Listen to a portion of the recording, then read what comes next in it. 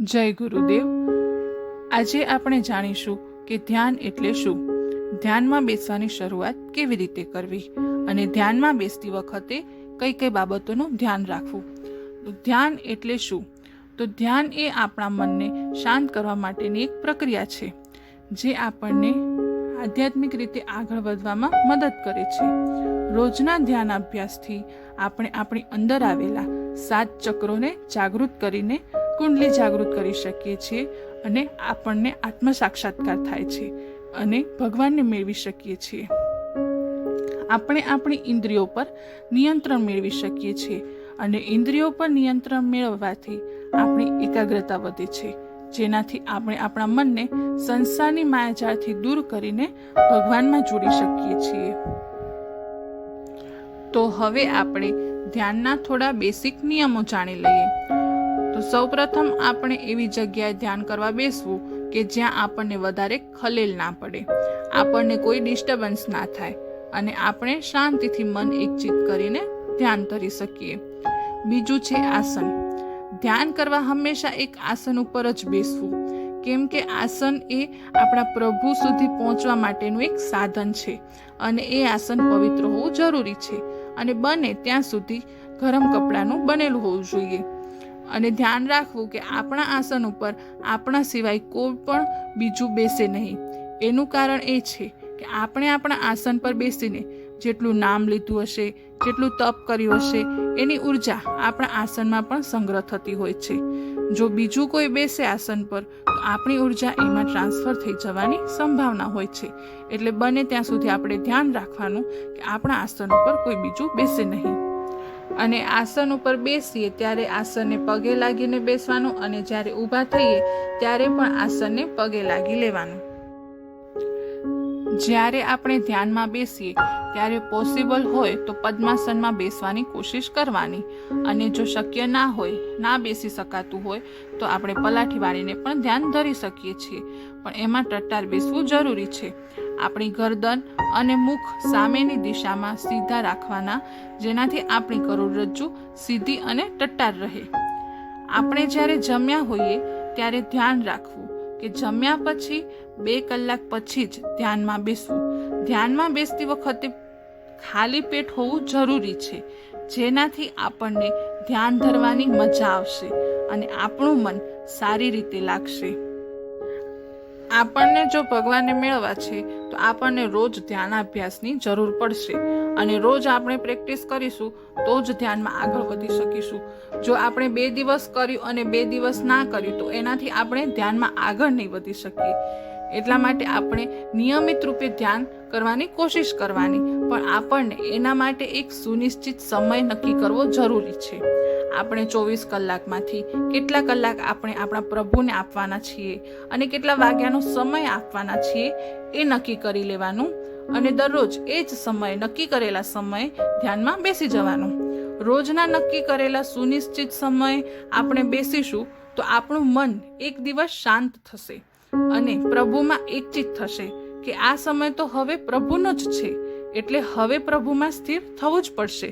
એમ કરતા કરતા એક દિવસ આપણું મન જ આપણને એ સમય ભગવાન બાજુ ખેંચી જશે અને કહેશે કે હવે આપણો રોજનો પ્રભુને મળવાનો સમય થઈ ગયો છે। આપણે જો બીજું કાર્ય કરતા હોઈશું એ સમયે તો આપણું મન એ કાર્યને મુકાવશે કે હવે તું આ કામ મૂકી દે અને ચલ હવે ધ્યાન ધરીએ, આપણે પ્રભુને મળવા જઈએ। આપણે ધ્યાનમાં શ્વાસોચ્છ્વાસ નામ લેવું જરૂરી છે। કહેવાય છે કે જો તમે શ્વાસોચ્છ્વાસ નામ લેશો તો તમારું લીધેલું એક નામ 1000 નામ લીધેલા ગણાશે। અને શ્વાસોચ્છ્વાસ નામ લેવા માટે આપણને આપણો જે ધ્યાન મંત્ર છે એ બહુ જ ઉપયોગી બને છે। જો આપણો ધ્યાન મંત્ર ટૂંકો અને સરળ હશે તો આપણને શ્વાસોચ્છ્વાસ નામ લેવાનું ફાવશે અને જો ધ્યાન મંત્ર મોટો હશે તો આપણે શ્વાસોચ્છ્વાસ નામ નહીં લઈ શકીએ। એટલે ધ્યાન રાખવું કે બને ત્યાં સુધી આપણો ધ્યાન મંત્ર બોલવામાં સરળ હોય। હવે આપણે વાત કરીએ કે જ્યારે ધ્યાનમાં બેસીએ ત્યારે મનને સ્થિર ક્યાં કરવું। તો આપણે આપણા મનને 4 જગ્યાએ સ્થિર કરી શકીએ છીએ। એક છે ત્રિકુટીમાં, જેને આપણે આત્માનું સ્થાન કહીએ છીએ, બીજું છે હૃદયમાં, ત્રીજું છે નાભીમાં અને ચોથું છે આપણા શ્વાસોચ્છ્વાસ જાપમાં. આપણો જે ધ્યાન મંત્ર છે એના જાપમાં, શ્વાસોચ્છ્વાસમાં આપણે આપણા મનને પરોવી શકીએ છીએ. પછી આપણે જોઈએ કે ધ્યાન કરવા કેટલા વાગે બેસવું જોઈએ. ધ્યાન કરવાનો સાચો સમય કયો છે? મોટા ભાગે તો હવે આપણે બધા જાણીએ જ છીએ કે ધ્યાનમાં બેસવા માટેનો સારો સમય, ઉત્તમ સમય સવારનો છે. સવારનો જે બ્રહ્મ મુહૂર્તનો સમય છે 3 થી 5 વાગ્યા વચ્ચેનો, એ સમય ઉત્તમ ગણાય છે. કેમ કે એ સમયે ઘણા ઋષિ મુનિઓ, યોગીઓ તપ કરવા બેસતા હોય છે. એટલે એ સમયે વાતાવરણમાં ભગવાનની શક્તિ, ઊંચી સાચી ઉર્જા હોય છે, જેનાથી આપણને પણ એમના વાઇબ્રેશન મળતા હોય છે અને આપણને પણ ધ્યાનમાં ફાયદો થાય છે.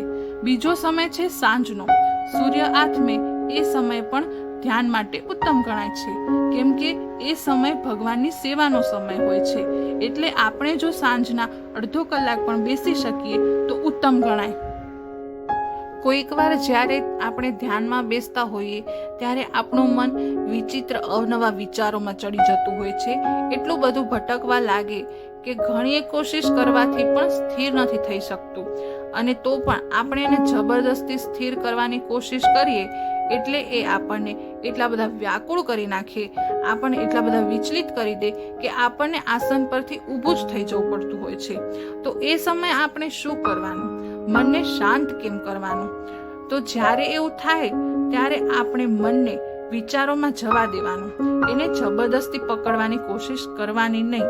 ગમે તેવા વિચારો આવે, આપણે એ વિચારો બાજુ ધ્યાન આપવાનું જ નહીં. એટલે આપણે જ્યારે ધ્યાનમાં બેસીએ ને ત્યારે હંમેશા આપણા ઈષ્ટદેવની, ગુરુજીની કે કોઈ પણ પ્રભુની છબીને આપણી નજર સામે રાખવાની અને કલ્પના કરવાની કે એ સ્વયં આપણી સામે બિરાજમાન છે. એટલે જ્યારે આપણું મન વિચારે ચડે ત્યારે આપણે એને ખુલ્લું મૂકી દેવાનું, વિચારોને આવવા દેવાના ને જવા દેવાના. પણ આપણે આપણું ધ્યાન આપણી સામે જે આપણે કલ્પનામાં બિરાજમાન કર્યા છે આપણા પ્રભુને, એનામાં કેન્દ્રિત કરવાનું. આપણા ધ્યાન મંત્રના જાપમાં એને જોડી દેવાનું અને એમાં પરોવી દેવાનું. તો આમ કરતા કરતા ધીમે ધીમે મન આવશે ને જશે. થોડી વાર આવશે, ધ્યાન લાગશે, ફરી પાછું વિચારે ચડશે. એમ કરતા કરતા ધીમે ધીમે શાંત થઈ જશે. આપણને આના માટે સમય લાગશે શાંત કરવામાં, પણ એક દિવસ એ સ્થિર થઈ જશે.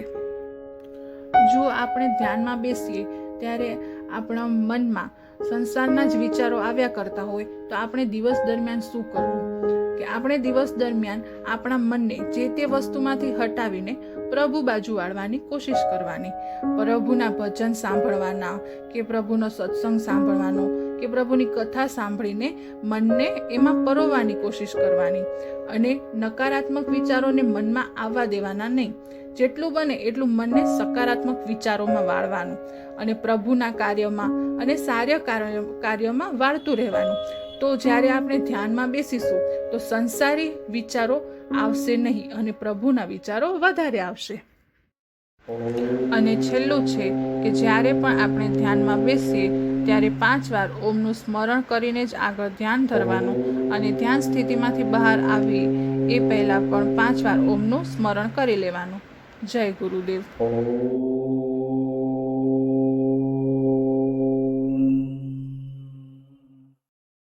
Oh